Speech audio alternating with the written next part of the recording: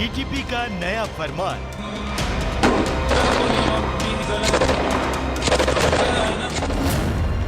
पाकिस्तानी सेना की बर्बादी का प्लान।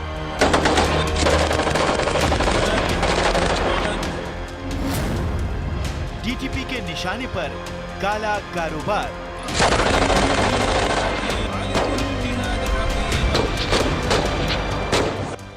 अभी तक टीटीपी पाकिस्तानी फौज को ही टारगेट कर रही थी, लेकिन अब जो फरमान जारी किया गया है वो पाकिस्तानी सेना की रीढ़ तोड़ कर रखने वाला है, क्योंकि टीटीपी के नए अल्टीमेटम में पाकिस्तानी सेना के उस काले कारोबार को लेकर धमकी जारी की गई है, जिसके जरिए पाकिस्तानी सेना अपना बैंक बैलेंस बनाती है।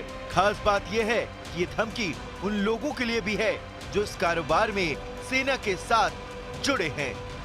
कहते हैं ना कि जो जैसे बीज बोता है वैसे ही उसको फसल काटनी होती है। पाकिस्तान की फौज ने भी आतंकवाद का बीज बोया और अब उसकी फसल उसको काटनी पड़ रही है। सबसे बड़ी मुसीबत यह है कि जिनको उसने पैदा किया, यानी कि तहरीक-ए-तालिबान पाकिस्तान को पाकिस्तान की फौज ने बनाया और अब वही उनका भस्मासुर बन गया है। जिस तरीके के हालात इस वक्त पाकिस्तान में बने हुए, खास तौर पर कि पाकिस्तान अफगानिस्तान सीमा पर वो गृह युद्ध की तरफ इशारा कर रहे हैं, क्योंकि लगातार पाकिस्तानी सेना के ऊपर हमले हो रहे हैं। पिछले साल भर में तो कम से कम 1500 से ज़्यादा सुरक्षा बल के जवान मारे गए हैं आतंकी हमलों में, और अब तो टीटीपी ने एक नया फरमान जारी किया है और ये फरमान पाकिस्तान की फौज के लिए सबसे बड़ा चिंता का सबब बन सकता है।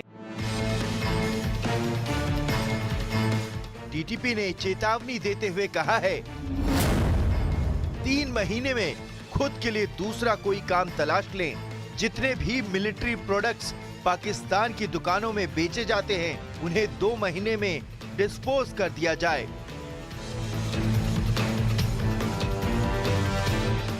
तहरीक-ए-तालिबान पाकिस्तान ने ये चेतावनी उस कारोबार को लेकर भी दी है जिस कारोबार को पाकिस्तानी फौज और उसके बड़े बड़े अधिकारी ऑपरेट करते हैं।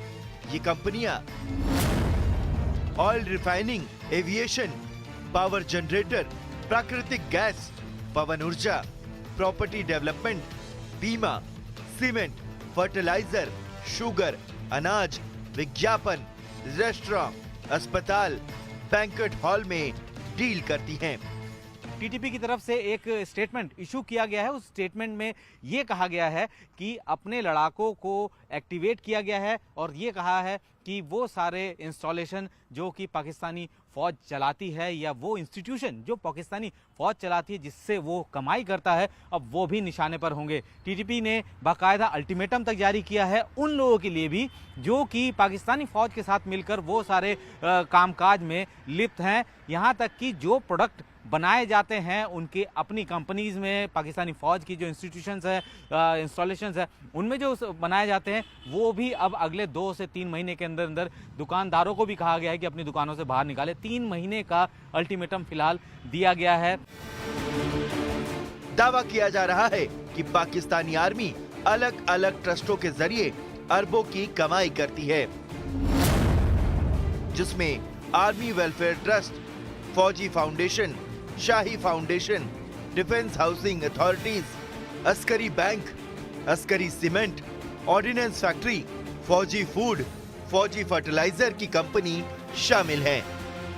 एक अनुमान के मुताबिक इनकी कुल संपत्ति लगभग 40 अरब अमेरिकी डॉलर के आसपास मानी जाती है।